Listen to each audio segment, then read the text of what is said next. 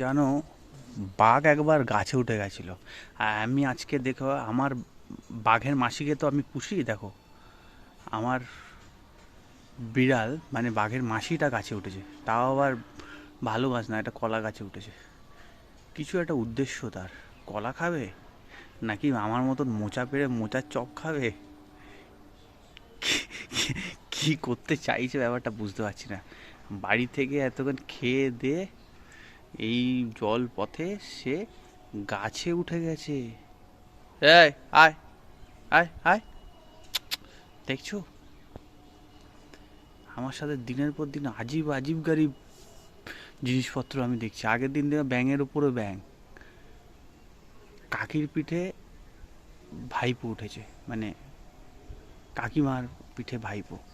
আর এ দেখি আজকে গাছে উঠে গেছে। মাছ তো পুকুরে, তুই গাছে উঠে কি কলা খাবি না মোচা খাবি? চলে আয়, চলে আয়, চলে আয়, চলে আয়। পাশে কোনো পুকুর কুকুর টুকুরও নেই যে তাদের তারা খেয়ে উঠেছে, ওটা নেই। কে গাছে কেন উঠছে আমি বুঝতে পারিনি। গাছ